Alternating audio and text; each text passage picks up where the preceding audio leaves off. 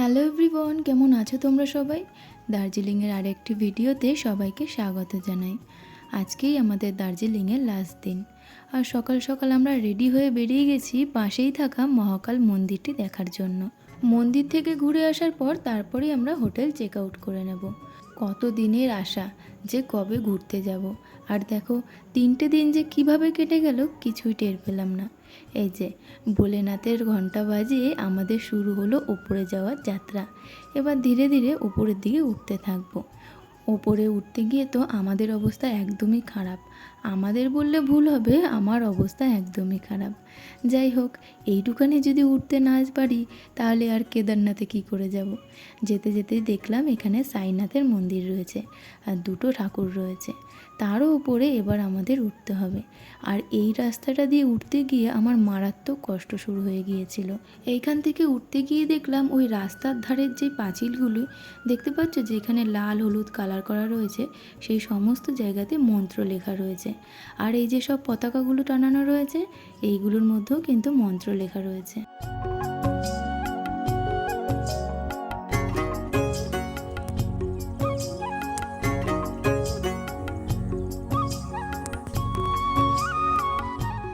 এই যে যেই ঠাকুরের জন্য এই মন্দিরটা আর যেই ঠাকুরের জন্য এখানে আসা, সেই ঠাকুরের দর্শন করে নিলাম। বেশ কিছুক্ষণ এখানে দাঁড়িয়েছিলাম। আর যেহেতু আমরা স্নান করে আসিনি, সেই কারণে আমরা পুজো দিতে পারিনি। অন্যান্য মানুষেরা এখানে পুজো দিচ্ছিল। আর এইখানে বেশ কিছু ঠাকুরের মন্দির ছিল, যেমন বজরংবলী, গোপাল ঠাকুর, আরও নানা রকমের ঠাকুরের মন্দির ছিল। চারিদিকটা তাই ঘুরে ঘুরে দেখছিলাম আর কি।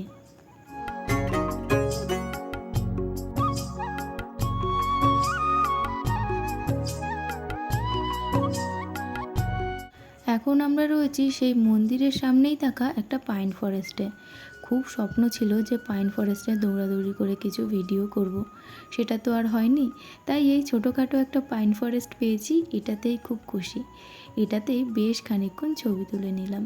বেশ খানিকক্ষণ এখানে সময় কাটালাম। এবার হোটেলে ফিরে যাই, কারণ হোটেল চেক আউটের সময় হয়ে গিয়েছে।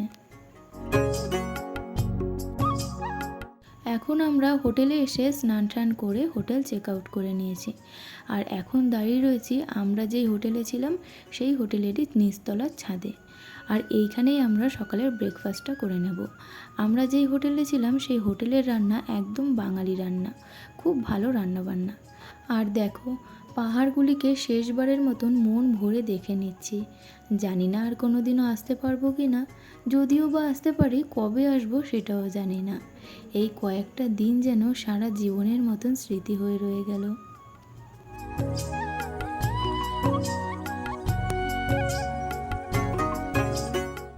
এখন আমরা ব্রেকফাস্ট কমপ্লিট করে বেরিয়ে গেছি। জবের থেকে আমরা এই দার্জিলিংয়ে এসেছি, আসতে যেতে ফুগলু এই ঘোড়াগুলিকে দেখতো আর বলতো যে আমিও টকবক গাড়িতে চড়বো। তাই ভাবলাম আজকে যাওয়ার আগে ওকেও টকবক গাড়িতে চড়ানো যাক। আর ও না খুব ভয় পাচ্ছিল। ভয় পাওয়াটাই স্বাভাবিক, কারণ ও এখন অনেকটাই ছোট। এতটাই ভয় পাচ্ছিল, শেষে দিদি ওর হাত ধরে ধরে ওর সাথে ঘুরছিল, কিন্তু তাও যেন ওর ভয় থামছিল না। শেষে দেখছি যে ও একদম কান্নাকাটি শুরু করে দিয়েছে। তার জন্যই আমরা বাধ্য হয়ে ওকে ঘোড়ার থেকে নামিয়ে নিলাম। কত স্মৃতি রয়ে গেল এই জায়গা জুড়ে। এই ভিডিওগুলি যখন এডিট করছি না, তখন বারবার সেই দিনগুলির কথা মনে পড়ে যাচ্ছে।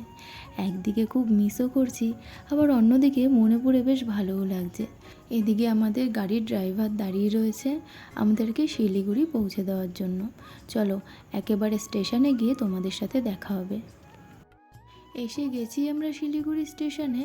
আর আমরা অনেকটা সময় আগে চলে এসেছি, কারণ যাওয়ার দিন যেরকমভাবে শরীর খারাপ করেছিল, ফেরার দিনও যদি ওরকম শরীর খারাপ করতো তাহলে একটু রেস্ট নিয়ে তারপর ট্রেনে উঠতাম।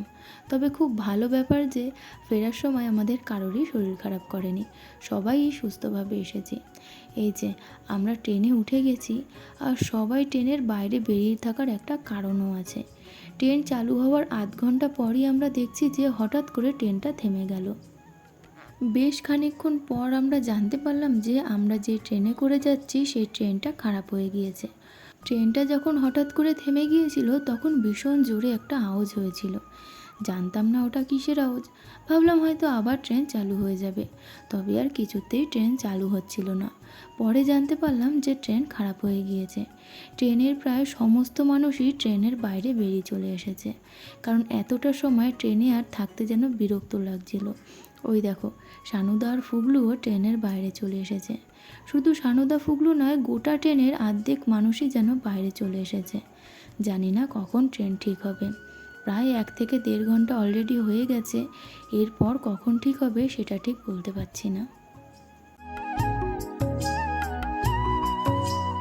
ট্রেন ঠিক হতে পুরো পাক্কা 2 ঘন্টা সময় লাগলো। যেখানে আমরা আগের দিন 8টার মধ্যে বাড়ি পৌঁছে যেতাম, এবার যেতে হবে 11টার সময়। এই যে আমি আর ও ওপর দিকেই বসেছি, আর এই সময়তে আমাদের ডিনারও কমপ্লিট হয়ে গেছে। এবার একদম ঘুম দেব, একদম সকালবেলাতে উঠব। যাই হোক, আজকের ভিডিওটা তবে এতটাই থাক। আর দার্জিলিংয়ের সমস্ত ভিডিওগুলি তোমাদের কেমন লাগলো কমেন্ট করে অবশ্যই জানাবে। সবাইকে অনেক ধন্যবাদ পুরো ভিডিওটা দেখার জন্য। সবাইকে টাটা।